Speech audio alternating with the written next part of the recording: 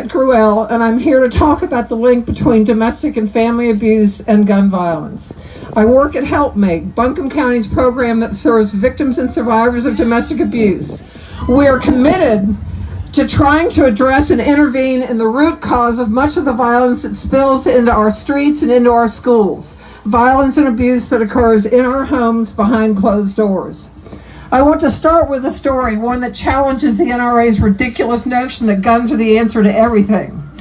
On July 2nd, 2002, Alan Gates shot and killed his 24-year-old daughter Valerie, her friend Corday Lee, and Corday's 2-year-old son Kendall. Alan Gates had been served with a domestic violence protective order 3 weeks earlier.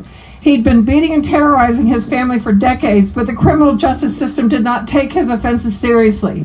He never spent even a single night in jail, despite being charged numerous times for beating his wife and kids.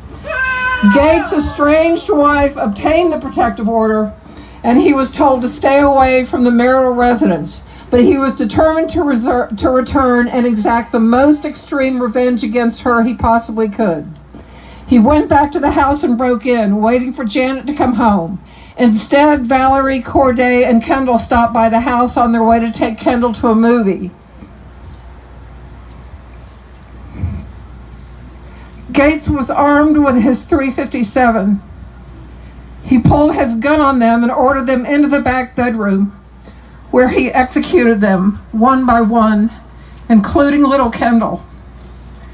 Janet called the Orange County Sheriff's Department for an escort back to the house because Valerie had been receiving phone messages from her father. Janet was afraid that her estranged husband was at their home. 2 deputies escorted Janet into the home. They found Alan Gates asleep with his gun by his side. As deputies were arresting him for violating the restraining order, Janet walked into the back bedroom and found Valerie, Corday, and Kendall. Gates was tried for triple murder and sentenced to 3 consecutive life sentences. At his sentencing, he blamed Janet for his crime, saying, quote, "I don't understand how one little woman could drive a man to do such a thing."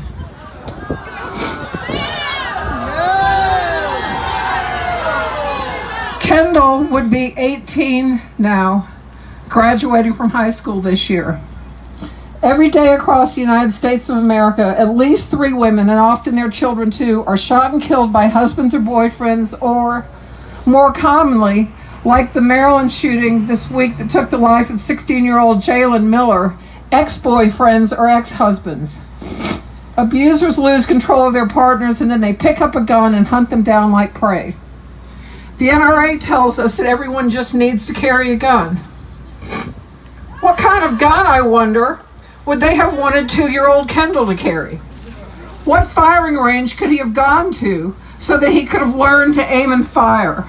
Does the NRA blame Kendall for being murdered? So what are the numbers? Here's something to think about. Between 2000 and 2006, 3,200 American soldiers were killed in Iraq and Afghanistan by enemy fire. During that same period, domestic violence homicide claimed the lives of 10,600 people in the United States. The majority of them women and children. If the abuser has a gun, the victims are 5 times more likely to be murdered. This is the war on women we're talking about. The link between domestic abusers and mass murder is painfully clear.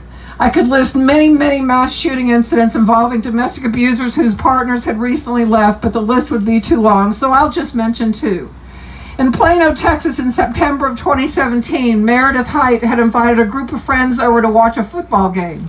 According to Spencer Height, Meredith's estranged husband arrived at the residence and opened fire. Meredith and 7 of her friends were murdered in cold blood. Height's estranged husband was shot and killed by police. Another notorious Texas mass shooting took place at the First Baptist Church of Sutherland Springs. Devin Kelly was in a dispute with his mother-in-law. His estranged wife's grandmother was among the victims at the church. He had an extensive history of abusing women and animals and fixated on recent mass shootings. The warning signs were there, But the dots were either ignored or not connected, and as a result, 26 people lost their lives and another 20 were wounded. Nicholas Cruz, like other mass shooters mentioned here, displayed warning signs, including tips received by the Sheriff's Department in 2016 and 2017 that he was threatening to carry out a school shooting. And yet he was still able to get his hands on a weapon of mass destruction and do just that. Shoot and kill 17 beautiful souls. But those lives were not lost in vain. They will propel us forward as we work to end this senseless and preventable carnage.